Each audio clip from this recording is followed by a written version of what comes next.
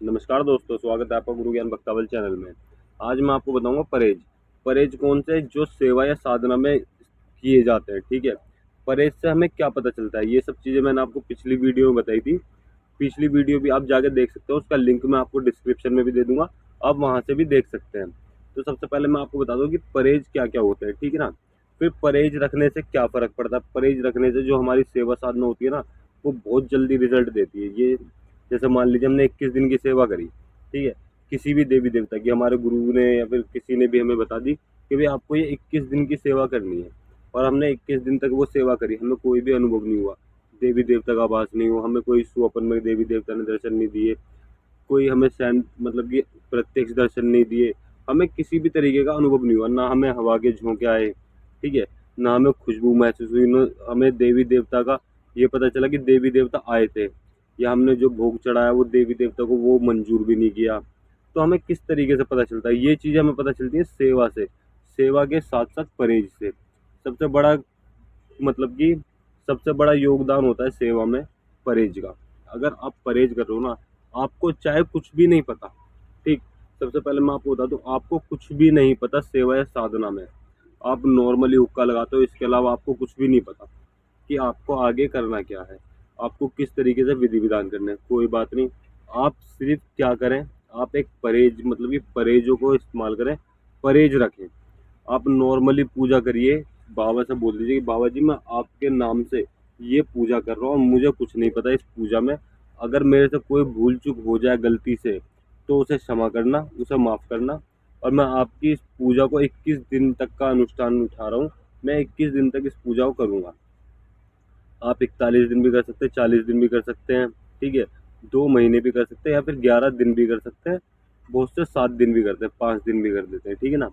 तो आप कम से कम 21 दिन तो करिएगा, ठीक। 21 दिन के लिए आपको बोलना है मैं 21 दिन का अनुष्ठान कर रहा हूँ इस सेवा में, और इस सेवा के मतलब कि सेवा में मुझे कोई भी सामग्री कुछ नहीं पता, मैं नॉर्मली हुक्का लगाऊंगा और चिरागी बत्ती करूंगा, जैसे भी आप नॉर्मली पूजा करते हो उस तरीके से। मतलब कि आप जैसे नॉर्मल रोज पूजा करते हैं ना, हुक्का लगा दिया, चिरागी लगा दी, किसी के पास हुक्का नहीं है तो वो सिगरेट लगाते, किसी के पास सिगरेट भी नहीं है, हुक्का भी नहीं है, तो वो ऐसे ही बैठ जाते हैं, ठीक है ना, ऐसे ही ध्यान करते हैं चिरागी बत्ती करके। तो आपको जैसे आप पूजा करते हो वैसे ही करना है।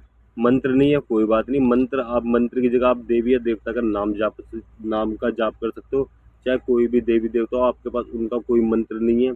ऊत पितर हो, कोई भी पौन हो, कोई भी चौकी हो, ठीक है, कोई भी मसानी हो, किसी का आपके पास मंत्र नहीं है, कोई बात नहीं, आप उनके मंत्र का जाप ना करके, क्योंकि आपका मंत्र नहीं है, तो आप क्या कर सकते हो, आप सिर्फ उनका नाम जाप करिए, ठीक है ना। उनके नाम का जाप करिए 108 बार। नाम छोटा होता है, जल्दी हो जाता है, तो कम से कम आपको 5 माला करनी है। 5 माला आप रोज करिए।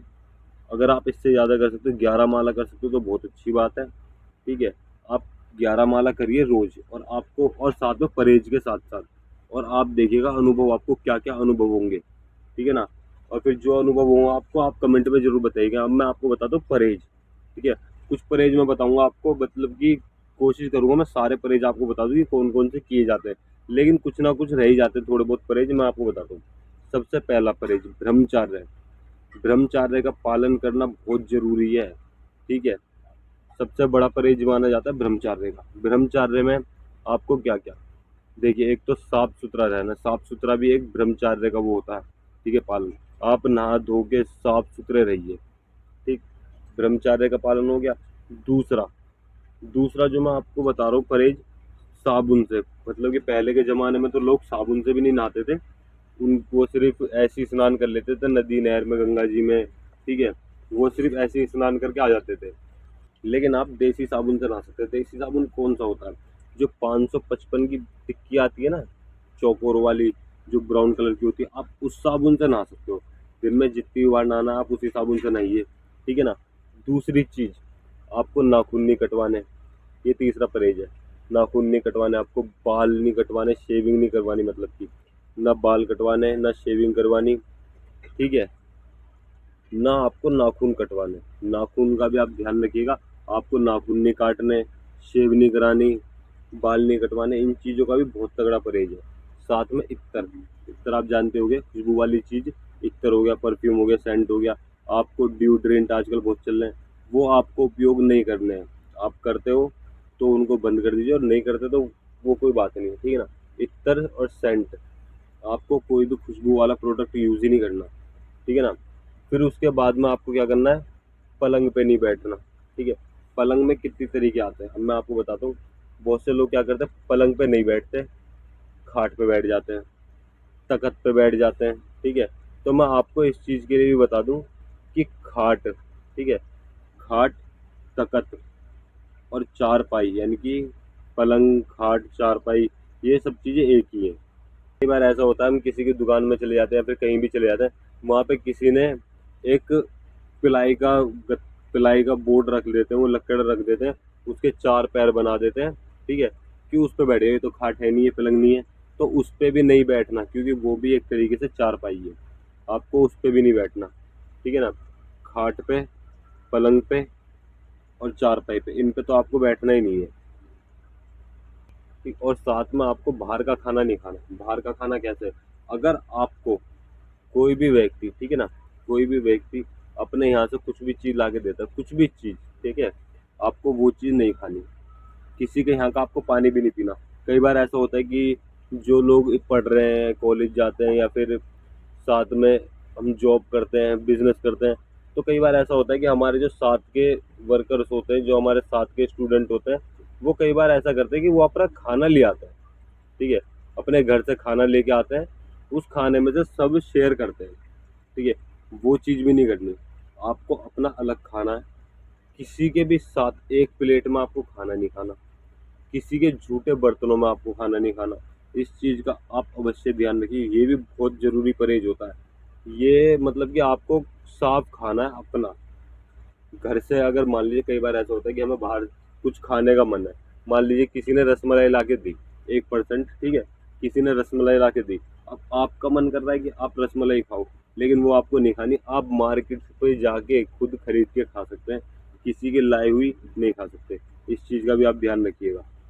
और कहीं भी आप जाते हो, पहली चीज़ तो किसी के घर भी नहीं जाना, ये भी एक परहेज होता है कि किसी के घर नहीं जाना, ठीक है, 100 वर्ड में नहीं जाना।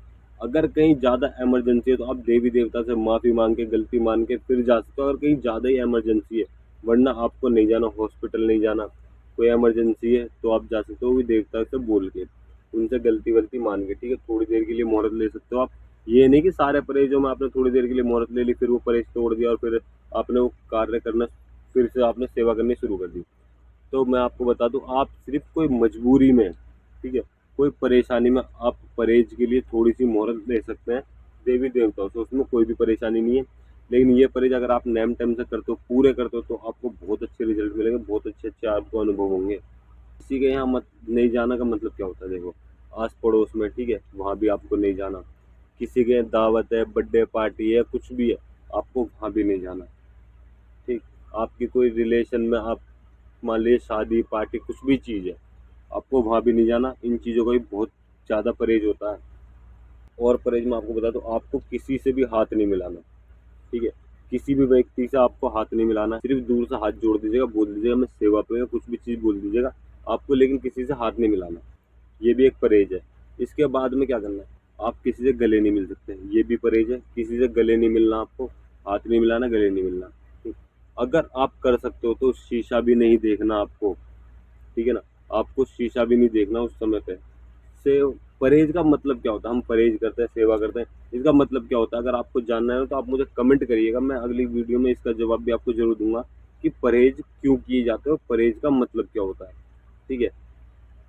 जो मैंने अभी आपको बताया कि आपको किसी से हाथ नहीं मिलाना, किसी से गले नहीं मिलना, इन चीज़ों का भी आपको अवश्य ध्यान रखना है। आपको, अगर आप, ठीक है, अगर आप खुद खाना बना के खा सकते हो, ठीक है, तो बहुत अच्छी बात है, आप इस चीज़ का भी परहेज करिए कि मैं खुद खाना बना के खाऊंगा। इस चीज़ का भी आप परहेज कर सकते हो, ठीक। ये भी परहेज ही है। आप खुद, आप देवी देवता से बोलते कि मैं खुद खाना बना के खुद भी खाऊंगा और आपको भी खिलाऊंगा। साथ में एक चीज़ और बता दूं मैं आपको, कि अगर कोई व्यक्ति, ठीक है, जैसे आपके घर में बहन बेटी है, कोई भी है, अगर उन्हें जैसे उनकी तबीयत खराब हो जाती है, उनकी तबीयत खराब है, तो आप अपने हाथों से खाना बनाइए या फिर कहीं बाहर से ले आइए, कुछ भी करिए, लेकिन उनके हाथों से, हाथ का बना हुआ आप खाना मत खाइएगा।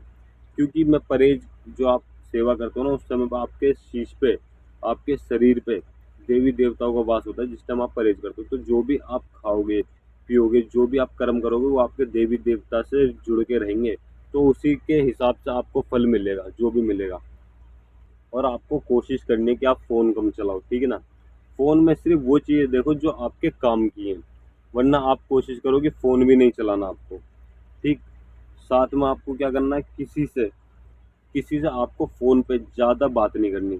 नॉर्मल बात करिए, काम की बात करिए, ज़्यादा बात नहीं करनी आपको, ठीक है? कि जैसे कि बहुत से लोग बात ही करते रहते हैं, घंटे बीत जाते हैं, आधा घंटा बीत जाता है, तो इस तरीके से आपको बात नहीं करनी। आपको पूरे दिन देवी-देवताओं में लीन रहना है, आपको उनका ही ध्यान करना है। अगर आप जॉब या बिज़नेस करते हो, तो आप काम कर सकते हो, ठीक है? जैसा भी काम है आपका, कॉलिंग का है, कोई फ़ील्ड का है, जैसा भी काम है आप वो काम कर सकते हो। लेकिन हाँ, काम के बाद आपको देवी-देवता से ध्यान लगाना है। अभी मैंने आपको 15 परहेज बता दिए, ठीक है? और भी बहुत सारे परहेज होते हैं अगर आपको जानने हैं। एक परहेज और मैं बता देता हूँ आपको, आप टीवी, ठीक है? टीवी कम देखिएगा, टीवी आप बहुत ही कम देखिएगा। आपको देवी देवताओं के बारे में सुना, देवी देवता के गाने सुनिए, उनकी कहानी देखिए, उनका इतिहास जानने की कोशिश करिए, उनकी सेवा के बारे में जानिए। आप ये सब चीज़ कर सकते हो। किसी व्यक्ति से, किसी गुरु से, उस्ताद से आप ज्ञान की बातें कर सकते हो, ठीक है? आप इस चीज़ का ध्यान रखिएगा कि आपको 16 परहेज बता दिए मैंने आपको, ठीक है ना?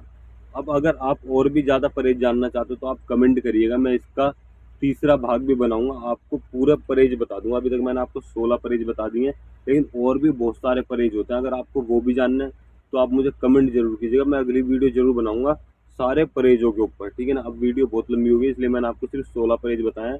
अगली वीडियो में कोशिश करूँगा कि आपको सारे परहेज बता दूँ। अगर आपको जानना है तो आप कमेंट ज़रूर कीजिएगा, और अगर आपको हमारे द्वारा दी गई जानकारी अच्छी लगी हो तो वीडियो को लाइक करें, चैनल को सब्सक्राइब करें और बेल आइकन दबाएं, ताकि हमारे द्वारा दी गई जानकारी आप तक समय पर पहुंच सके।